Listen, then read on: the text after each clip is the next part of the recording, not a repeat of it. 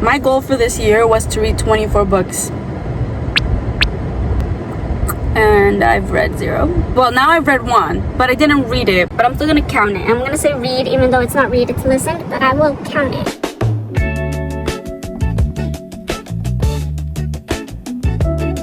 But it was Rival Darling.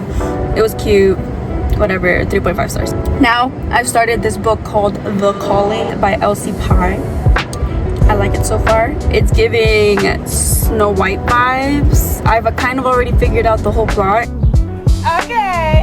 But I think it's still really interesting. I'm interested to see where this person will take it. Also, this might be not spoiler free. Okay, so I finished The Calling and I really liked it. I love all of the characters, and even though I did figure out one of like the way that it was going to end for one plot line, there's still so many other ones, so I'm really interested in reading like the next book. Fortunately, they don't have it on Kindle Unlimited or I think the audiobook. Yeah, they don't have the audiobook, so I have to read it, and I audiobooked The Calling, so I'm going to postpone reading the second book, and then I started reading Throne of Glass.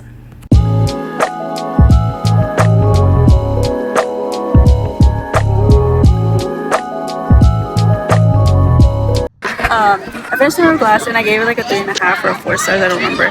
But this is some text messages I sent my sister while I was at like near the end. I was like, I'm telling you right now, it's not Nehemia.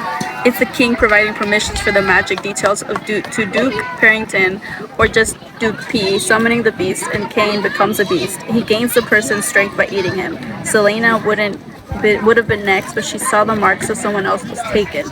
And Nehemia is just a misdirection.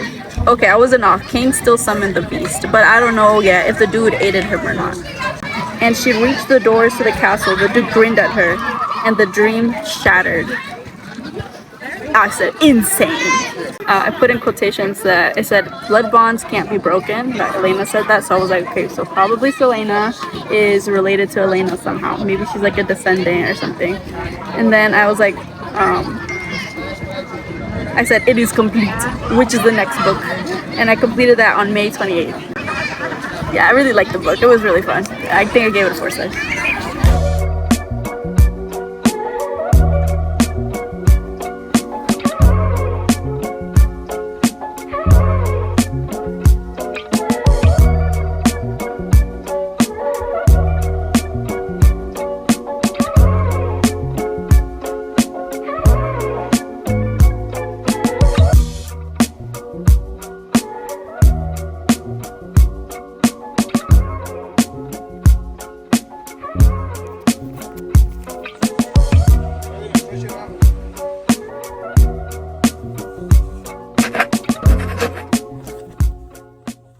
So I finished all these books. I'm in the middle of the Hunger Games. I paused the Hunger Games. I'm so happy that I'm like more than halfway to my list. I did find out that I did read a book at the beginning of the year. I finished it in February. It was On Honeymooners, and I gave it 5 stars.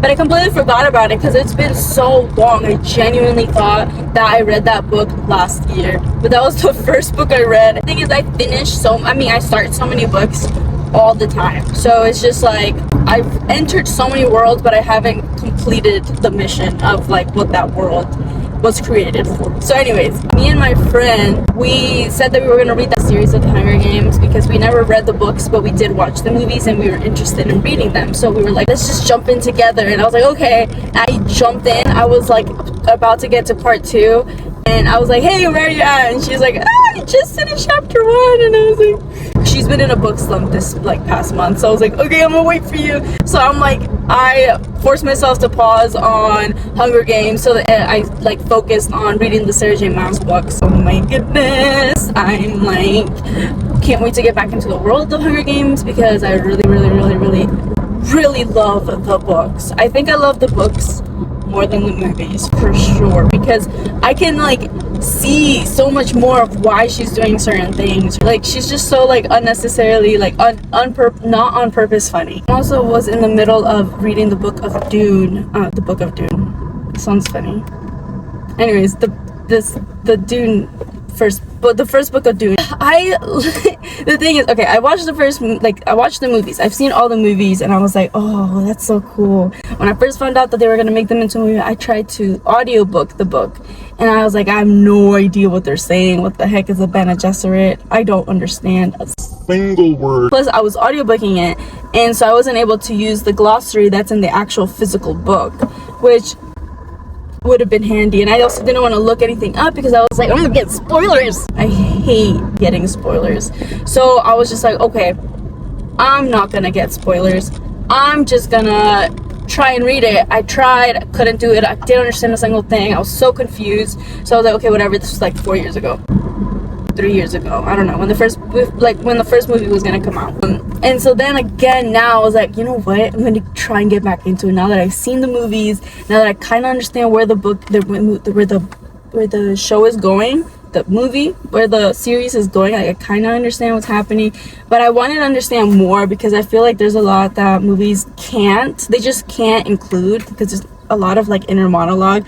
That's like something that I like about anime, is like they can include the inner monologue of stuff, and it's really cool. But anyways, I audiobooked 20% of Dune, and then I was like, okay, no, I really want the actual physical book. So I did get the physical book, and so I was like, okay, and I was trying to find the part that I was at, and I couldn't find it. I still haven't found it because I haven't looked, but I still haven't found it. So I need to look and find out what part I'm at. I'm just trying to figure out if I want to reread. Okay, this entire video was literally for me to tell you guys. I'm trying to figure out if I'm trying to reread The Serpent and the Wings of Night, continue and dive into Dune, or push it aside, or if I want to just start like another book, just the audiobook that's like a simple like romance, because I've been diving into so many fantasy and sci-fi books recently. So I'm like, I don't know, maybe I should just like stick to something like simple. But it's just like, or I'm just gonna, you know what, I might just dive into Assassin's Blade.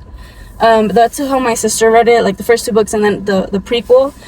So I think I might read it like that. I might just dive into Assassin's Blade. You're gonna find out in the next clip. I just finished Hunger Games. They ask you how you are, you just have to say that you're fine when you're not really fine, but you just can't get into it. But what am I trying to say? Huh? You can't speak. I can't speak. Oh, you can.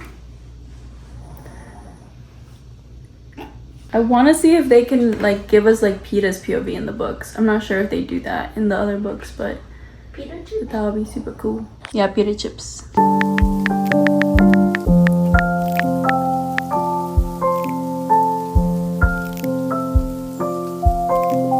Bloomsbury presents The Assassin's Blade by Sarah J. Maas. One of the house guards spoke accusingly to Idaho. You see what you did? You woke the Lady Jessica. You wore a long brown robe with serpentine design at the hem. Her feet were Lady Jessica, Idaho muttered. He lifted his face toward the ceiling, bellowed, My sword was first bloodied on Grumman.